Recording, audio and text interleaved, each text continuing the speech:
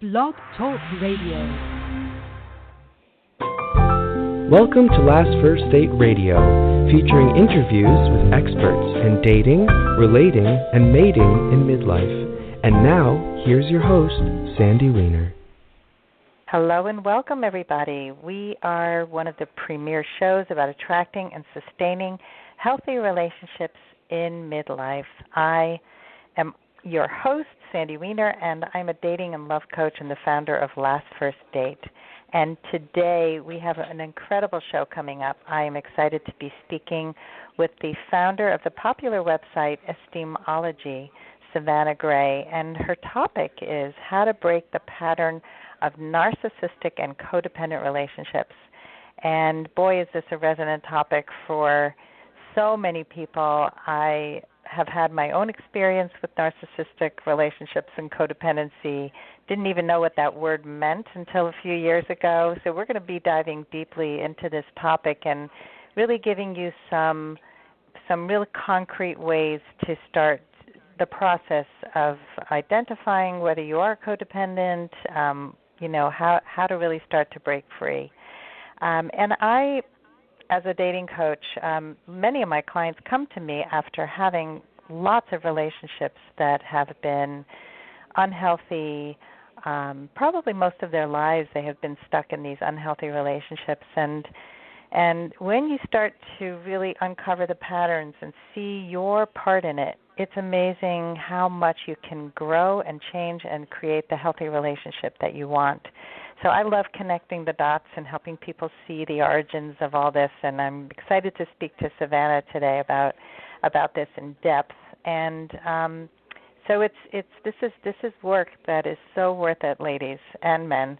And I believe that that when you also increase your self-love, which codependency and being attracted to these types of men or women comes from a place of a self-love deficit. And when you start to increase your self-esteem, your self-worth, you really begin to attract in everything that's better in your life, including your friendships, your work situation, the amount of money you earn. I mean, when you value yourself, other people value you, which brings me to my Woman of Value retreat.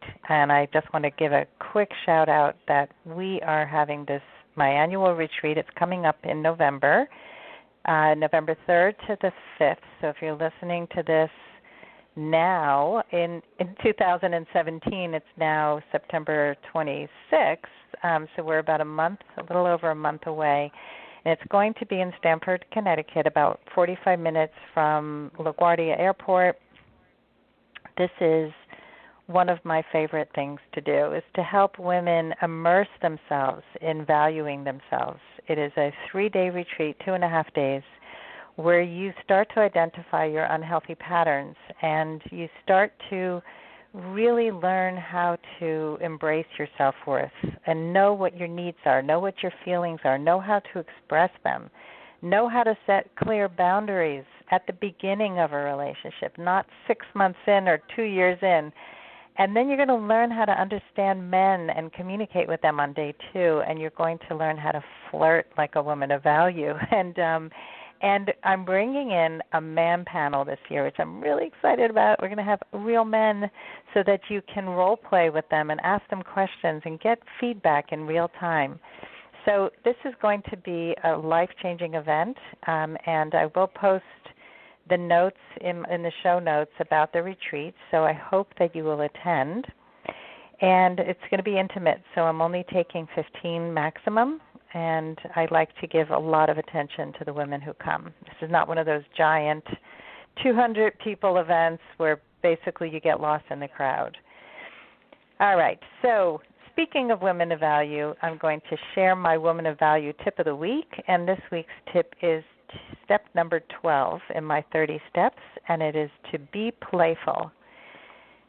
Why be playful? Because when you're super serious all the time and you're talking about, the life events that are hard and all the things that are serious, you really can't connect deeply and authentically to each other in a way that feels light and fun. It's not all about the serious. And playfulness is also about flirtation. You might connect with somebody that you just meet, and things seem great. You're really connecting, and the person has your must-haves. But there's one thing missing, and that's that you're not really having fun together. And really, this is something that people underrate in their lives in general. I find that when I assess a client for the first time and we look at all the parts of their lives, the part about fun and recreation gets kind of left off. And we need to give ourselves playfulness and fun, and we need to have it in our relationships. It's really what connects us and helps us to thrive. So make sure that you bring play into your life, into your daily life, but especially into your dating life. And one last thing before I bring Savannah on is that if you are not yet a member of my private Facebook group, please join me right after the show. Go to Facebook and join Your Last First Date. That's the name of the group, Your Last First Date, and you have to be approved, and you have to be a single woman over 40 to join, and it is an amazing, amazing group. We have about 2,000 members now, and we deal with the topics like we're going to be speaking about today, and women can come on and talk about the struggles and the triumphs that they have, the ones who are in relationships and what they're doing to succeed. So it's a fabulous place, and you get a lot of me in there too. All right, we're introducing Savannah now. She is a freelance writer, a hypnotherapist, a sports fanatic, and a philosopher, and she has a degree in psychology and is the founder of estimology.com. This website is dedicated to educating and healing survivors of abusive relationships.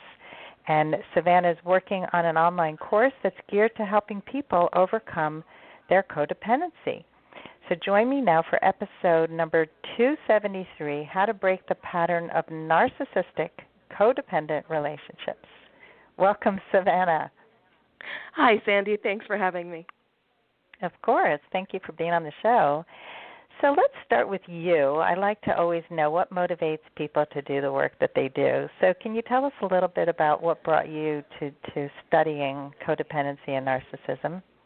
Well, I think you nailed it in the intro there. Like most people, I was involved with a narcissist for 10 years.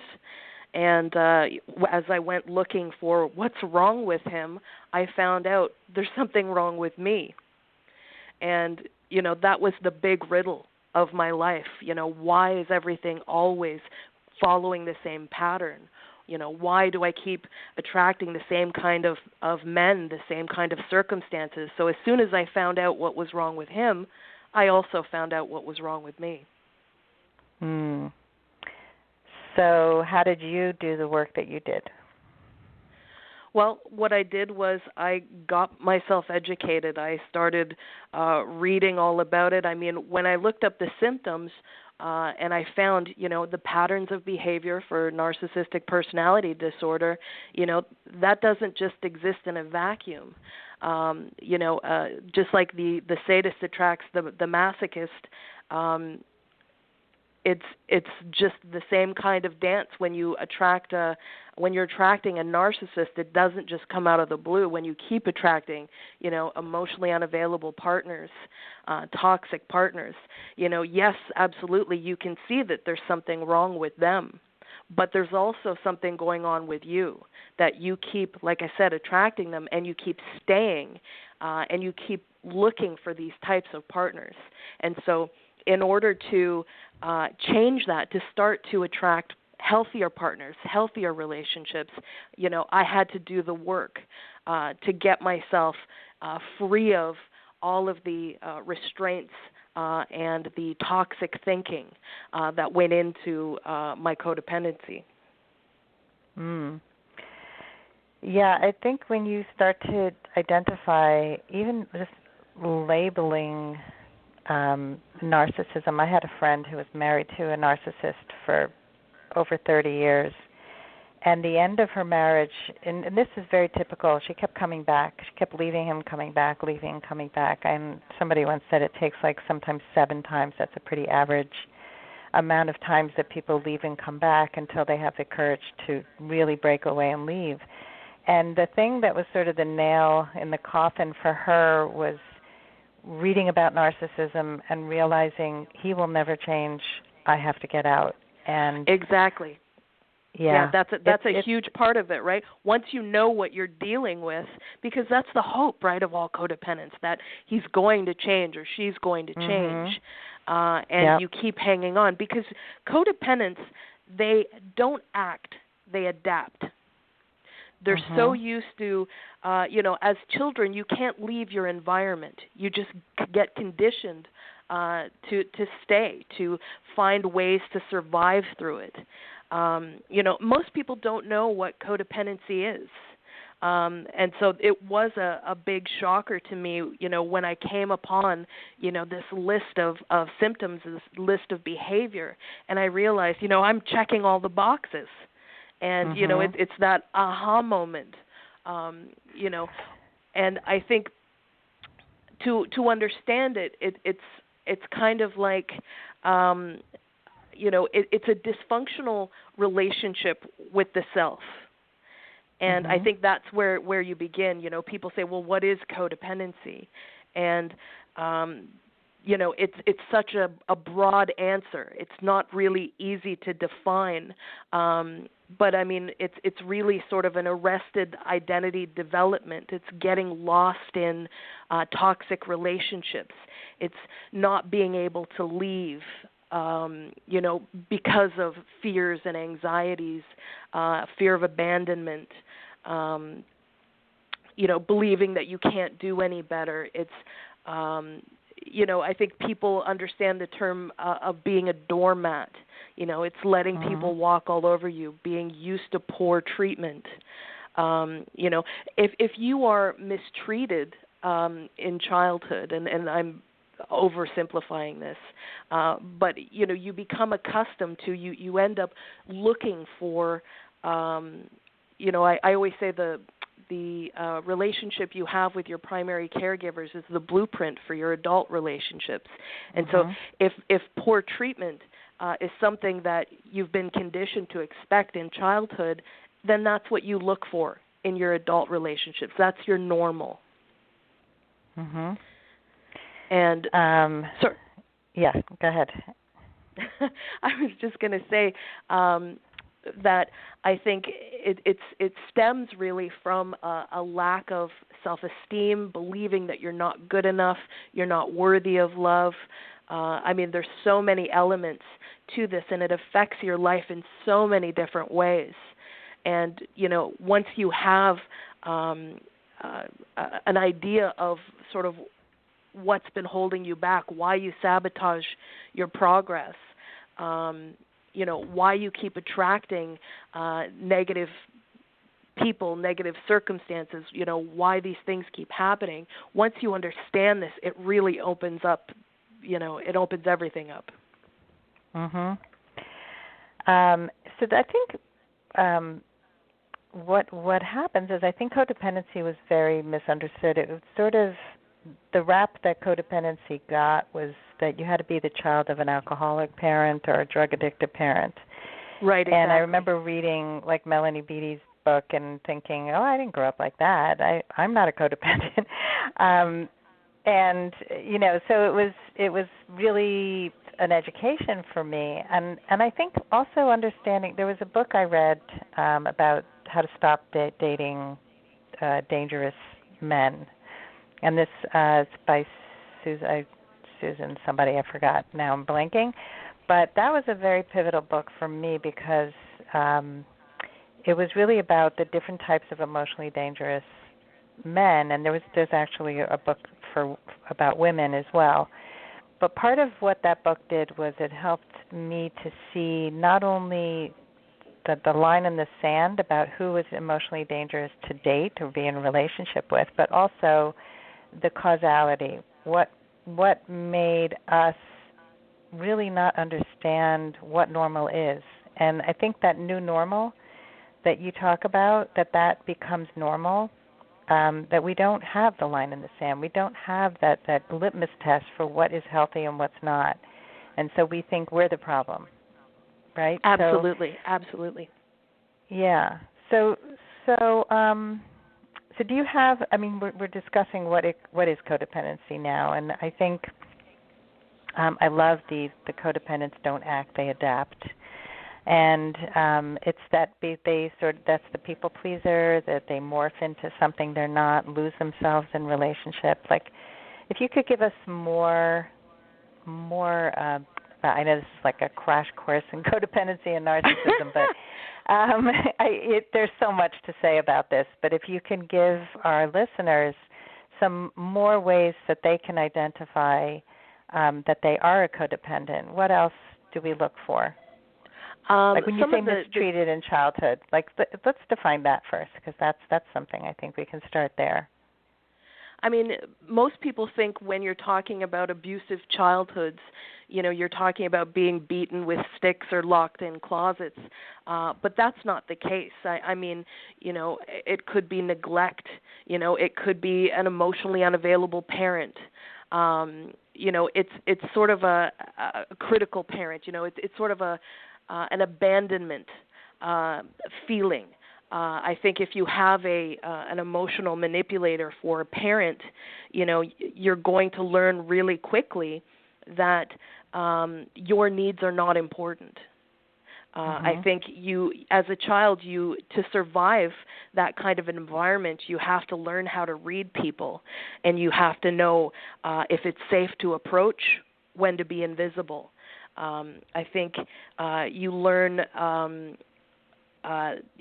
to get attention or affection, which all children need, that you have to give more, be more, do more. You learn that love is conditional upon your ability to please. But then again, what pleases an emotional manipulator one day won't please them the next. So you're always jumping through these hoops. You learn that just being yourself is not good enough. And, as children, when you get negative messages, it becomes sort of a quest for children, right? Is this true? And anytime we're looking for negativity, it's easy to find, right? I am useless. I am, not good enough. I am lacking. My sister is better looking than me or smarter than me, or, I think for me, I had a very critical mother who was not emotionally present. And so as a child, you're going to internalize this, because children have this amazing ability to make everything their fault. And so, my mother doesn't love me because I'm bad. There's something wrong with me. And it's this internalization that there's something wrong with me, there's something lacking in me. It makes us, as adults, carry around this core belief that we're not good enough, that we're not worthy of, what other people, what healthier people are worthy of good relationships. And so when you come from a place where, you are treated less than, you are treated in an unhealthy manner, you're looking for that. It becomes your normal, like we said in the intro. And so you develop a number of symptoms, behavior patterns. And really, when we talk about psychological issues, we're really talking about patterns of behavior. For medical terms, we use symptoms, right? They look for physical symptoms in the body. For mental health, you're looking at patterns of behavior. And so for codependence, generally you start off with a low self-esteem. And again, it's really easy to see where this is coming from, and you actually feel like you're unlovable, like you're inadequate, you're not comfortable in your own skin. You're very used to being shamed, humiliated, insulted, belittled, and so again, that becomes your normal. The people-pleasing that you talked about, that's another aspect of it, and, this is, like I said, too, when you're a child, you are trying so hard to get your parents' approval, to get their attention. And so you're jumping through hoop after hoop. And again, you get conditioned, right? If with your most intimate relationships, I have to jump through these hoops. I have to do more. I have to be more than I am just to be on a level playing field. The next one is poor boundaries, which you mentioned. And emotional manipulators don't like boundaries. They want to be able to behave, however they want. They want to be able to take advantage of you. They want to make you responsible. They don't want you to have any autonomy. They don't want you to stand up for yourself. And so as a child, you never learn what boundaries are. And as a result, you feel responsible for other people's behavior. You feel responsible for their mood or their feeling. And an emotional manipulator wants that. They want you to feel responsible for them. There's no better way to manipulate someone, right, than to make someone else responsible for, your whims. Another one is reactivity, and that is, I call that, sometimes you'll have the inappropriate freak out. It's just another part of the boundary issues where, you absorb things that don't belong to you. You either take on too much or, you get really defensive. You get really emotional. Your feelings can overwhelm you. A big one is caretaking. And caretaking, a lot of people think, that caretaking is a great thing. It's a warm, nurturing trait. But there's a difference between caretaking and caregiving. And caregiving is something that most people will do in their lifetime with, their children or their elderly parents, and that's just, taking care of someone because they're not able to do it themselves, out of love with no expectation. Caretaking is really about control because the codependent feels so inadequate. They have to do more, give more, be more, like I said, that they try to become indispensable to their partners. They do so much for them that it gives them the illusion of control. And so they actually seek out people that need fixing. They like that or need that role as the rescuer because that's their only level of power. Another one is communication problems. So many codependents, they just have such a problem communicating. And again, this stems from not being able to freely speak about your needs or your wants as children. So they're afraid to rock the boat. They're afraid to, speak out to anger their partners, to, they're so used to walking on eggshells and keeping everything in. The only healthy form of communication is being direct. And if you can't speak to your partner and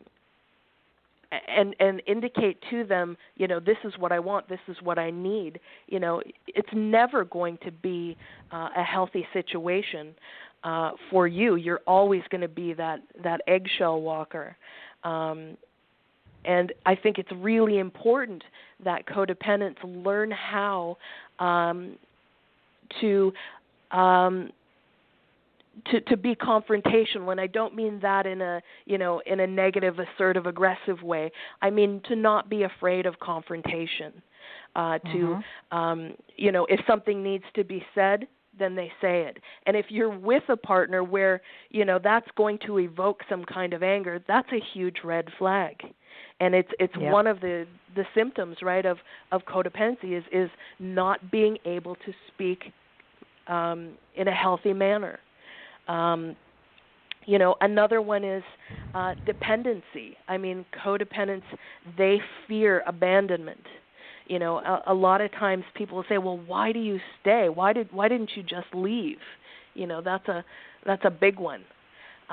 Because I mean, you know, anytime they're talking about it, they'll list, you know, a ton of relationship crimes, and everybody will say, "My gosh, why didn't you just go?" And you know, there's such a fear of abandonment, and that's one of the big reasons why they stay.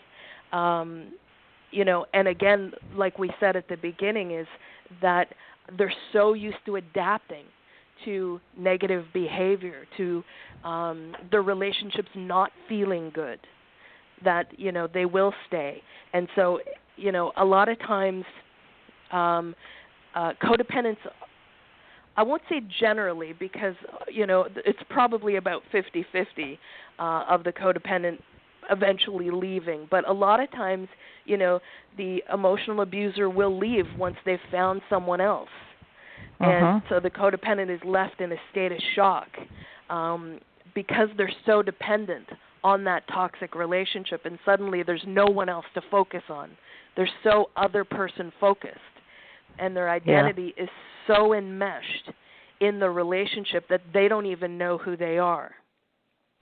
And another symptom would be denial. You know, they think they are so giving and loving, and this was a big one for me. I didn't think there was anything wrong with me. I thought I was just a kind person.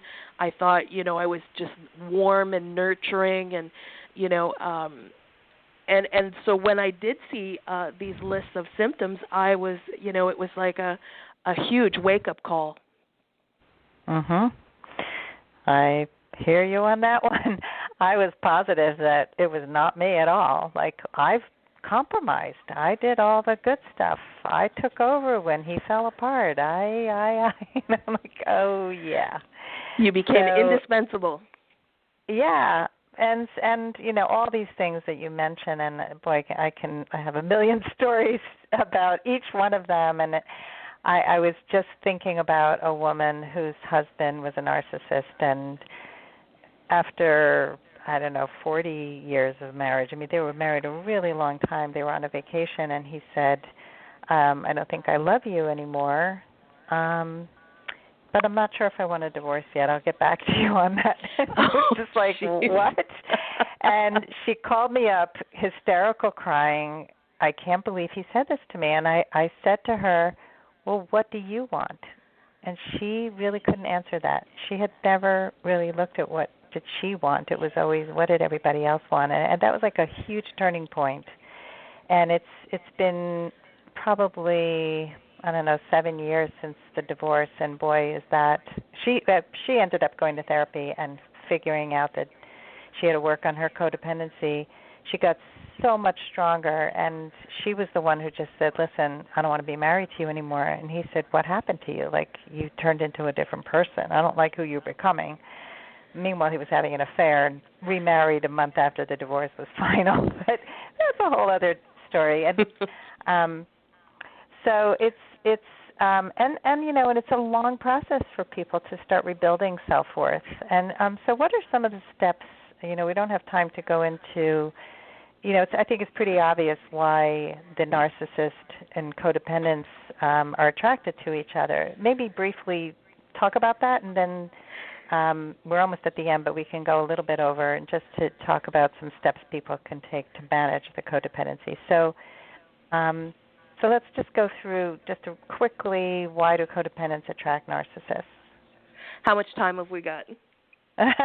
We probably have 10 more minutes.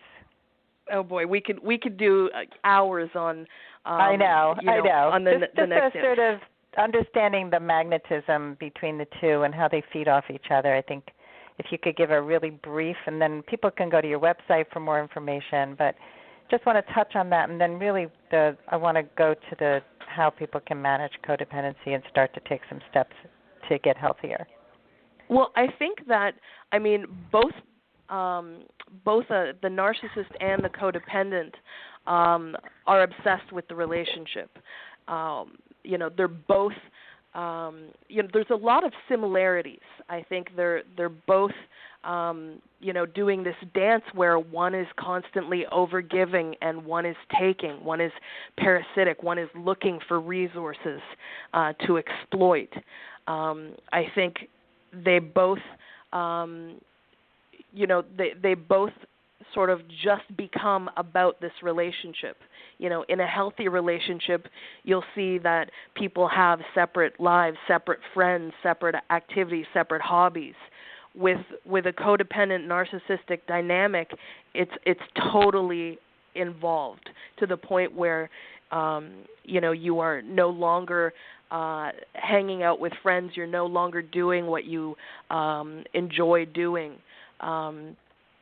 You become preoccupied with, meeting, having your needs met if you're the narcissist, or meeting your partner's needs if you're the codependent.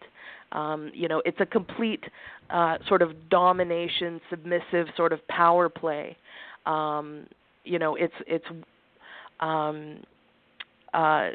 total passivity on the part of the codependent and total dominance on the part of the narcissist.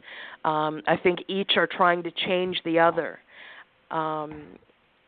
And I think that for a narcissist, what they're looking for is, I always sort of talk about it like it's a monster. This is how narcissists explain it to me, where this monster constantly needs attention and admiration, and so they're constantly looking to feed off of someone. It's an exchange of energy, but it's always one way, right? The energy sucker.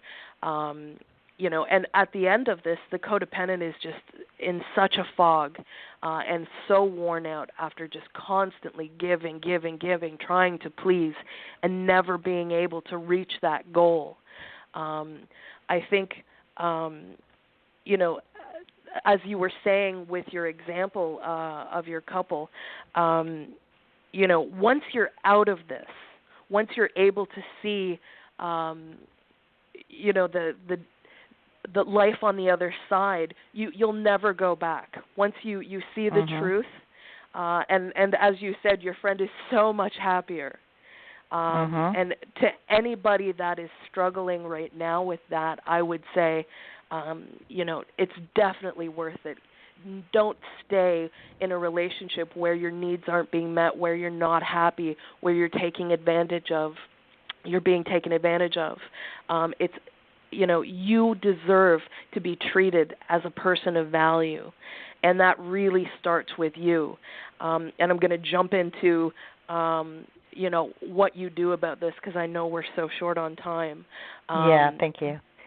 And the first part of it is, getting out of denial and realizing that, you have a very real issue. And it affects everything in your life, how you view yourself, how you present yourself to the world, to your partners. It affects the decisions you make, your confidence, your self-esteem, the way you behave, the way you react. I think, get out of it. I always say you can't cure a heroin addiction while still taking heroin. And, so you can't cure codependency while you're in a relationship with an emotional manipulator. So get out, start educating yourself, read blogs, buy books, watch videos, learn everything you can about the issue. One of the biggest things that I deal with clients is that critical parent voice. And I think when I start talking about it, people will understand the critical parent voice is that voice in your head that's always trying to sabotage you. Its agenda is to keep you where you are, to keep you stuck, to keep that, childhood tape playing over and over again. It wants to lead you always to a place of hurt, to where your normal is. And it does this by creating confusion and doubt, making you feel shame and guilt. It makes you responsible for other people's behavior. It justifies, it minimizes. And so the first step is to realize that you're not that voice. So when you go no contact, it's that, voice in your head that's trying to say, well, maybe, I could just call him and tell him to pick up his stuff, or I'll send him a nonchalant text. It's trying to justify breaking no contact. That's the little voice I'm talking about. And so what you do with that voice is you have to get very good at, first of all, understanding that you're not that voice. That voice is your codependency. And so you want to learn how to recognize it. So I'll use the buzzword of the year, mindfulness. Be mindful when that voice comes over you. And so, you are the observer of this voice, not this voice. So pay attention. Become mindful of when it's in action. Mindful of when it's causing you to have obsessive thoughts. Mindful of when it's trying to make you feel bad. Be mindful of it. And so as something comes over you, take a step back and say, whoa, why am I feeling this way? Where are these thoughts coming from? Where is this emotion coming from? And once you are able to know what it is, to label it, that's my issue, that's my disease, that's my codependency. It takes away its power. So these thoughts aren't raging along in your head. And so you label it, that's my disease, and which minimizes it, and then you can throw it away. And so you have to practice this. This is a process. A lot of people want to be better overnight. You didn't become codependent overnight, and you won't heal overnight. It's a process of getting into the habit of doing this, of recognizing it. And, I still get thoughts every once in a while, shaming thoughts. But I'm able to recognize what it is, and I can immediately just minimize it and throw it away and get back to focusing. I want to really just highlight what you just said about, first of all, this is a great practice to observe, to identify, to label. It puts space between you and the voice, and you realize that you are not the voice, that the voice is outside of you, and keep it outside. So it's also the reaction time and the processing time. And this is something I tell clients all the time, that this is a practice. You spent your whole life in this place, and to have self-compassion and forgive yourself for where you were and celebrate the fact that you now have new tools, and that the more you practice it, the faster the processing time goes. It's not like, oh, I learned this and now I will never have any codependent thoughts again and I am cured. It's the speeding up of the processing time. And that really, because I still get thoughts and I still have things, sometimes get into self-beat up, and then I have the tools to get out. That's exactly. The mindfulness kicks in and you're aware of what's going on. So it's no longer overwhelming you. And you're absolutely right. I always say, the subconscious mind learns through repetition, just like if you're a musician. If I hand you a guitar and I say, play me a song, you're going to look at me like, I don't know how to play this, but if I give you a month and you keep practicing and practicing, that's the key word there, practice. Eventually you'll get it. And just like this behavior, the more you do it, the more it becomes ingrained inside of you, and you're able to, not let it overwhelm you. Very quickly, another one is the pass back, I call it. And this is where, when people are coming at you with their negativity, with, wanting you to take responsibility for them, they want to blame you. It's part of the boundary control where you realize, okay, I'm going to be like Teflon because this is not about me. This is about you. Your behavior is about you, not about me. I'm not responsible for how you feel, how you behave, and that's a big one for codependence. Quickly, I just want to share a really quick one on this, because this is something growing up with narcissism. The other day, my mother called, and she was speaking to somebody else on another phone and didn't even answer the phone. She just took it off the hook and was talking on her cell phone to somebody else. And then she got on the phone. I've talked to her about this many times, that I really don't want her to pick up the phone if she's not available to talk to me. I'm not going to stay on the other phone waiting. So her response was, "You're so sensitive. You're too sensitive." And my old me would have just gotten angry, but the new me said, "You know what, Mom, you're right. I am sensitive about this issue, and I don't feel respected when you don't hear me." And that's a perfect example. Yeah, it's a perfect example of learning how to be direct and indicating your needs and your wants. Perfect. Yes. Yeah. And it's something, again, these are behaviors that you have to learn. You have to keep practicing. Absolutely. And it's taken a long time for me to get here, for sure. Absolutely. It's not something you learn overnight, like we said. It is something that you have to learn. The last part of this is you have to teach yourself things that you were not taught as a child, like creating and enforcing boundaries, how to communicate effectively, not being afraid of conflict, how to express your needs and wants, removing toxic people from your life, building your self-esteem and your self-worth, and learning that your identity, your self-worth doesn't come from other people, right? They don't have your self-esteem, so you can't get it from them. And that's really sort of the, just a quick, look into a lot of the behaviors and the way out of it. But you're right, it's absolutely a process, and it takes a while of just repetition of the healthy behaviors. Yes, absolutely.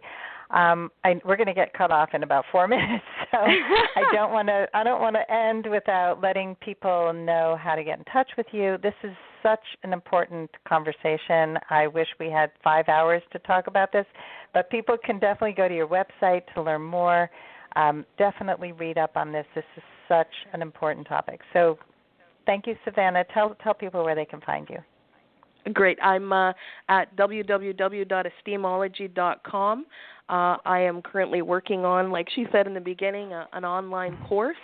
I am a coach, a relationship coach, a codependency coach, and you can find all of that information on my website. Awesome. Well, thank you again for this amazing conversation, Savannah, and for doing this incredible work that you do. Oh, you're most welcome, Sandy. Thank you. You're welcome. And thanks, everybody, for listening today, and I hope you go on your first date very soon. Have a great day.